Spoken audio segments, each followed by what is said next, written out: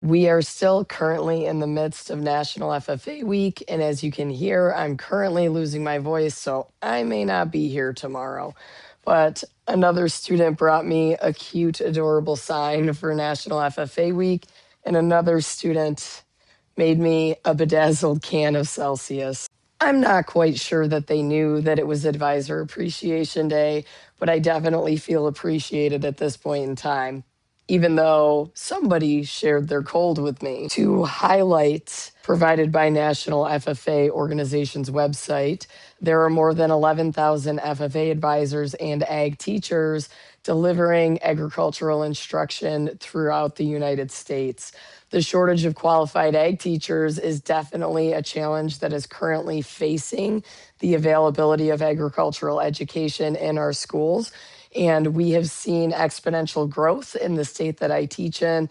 And honestly, there's not enough teachers to fulfill those positions. If you do manage to find an ag teacher, retention is critical because many of the teachers that are coming out of college, unlike, at least in our state, unlike a lot of other areas that you can be certified to teach in with agriculture, there is a shortage of the availability of undergraduate programs in agricultural education that will get you certified, because in the state of New York, you need to have a master's degree.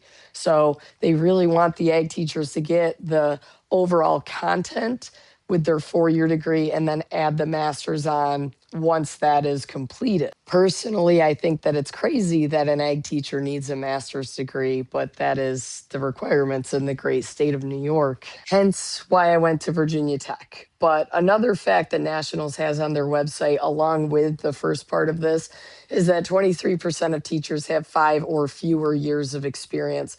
So it is a struggle when you have inexperienced teachers trying to take on the role that is assumed when becoming an ag teacher. You're teaching 6 completely different preps most of the time, especially if you're in a single teacher program, in addition to becoming a master of all of those FFA contests. Because if your kids go into a competition and they don't succeed, there is some sort of failure. At least I know personally, I feel that I failed my students in preparing them if they aren't successful in those contests. It is important for states to have support systems in place, whether it's state staff or mentorship programs that will assist in guiding these young teachers as they enter and continue into the profession.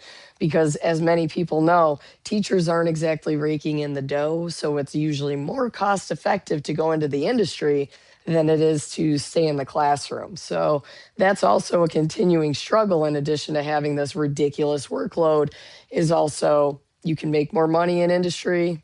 You may not have as good of a schedule, but the schedule isn't what pays the bills, you know? Anyway, that's it for the Ag Fact of the Day. We are in the midst of our strawberry fundraiser. Today by 3 p.m. is when we will be placing our orders. So if you're in the Cattaraugus County area and would like to place an order, reach out to me before then. But we will be ordering extras. So if you're seeing this after the fact, after February 25th, and you would like to buy some strawberries to support my FFA chapter and you're local to here, feel free to reach out. We will have some extras. Hope you learned something today.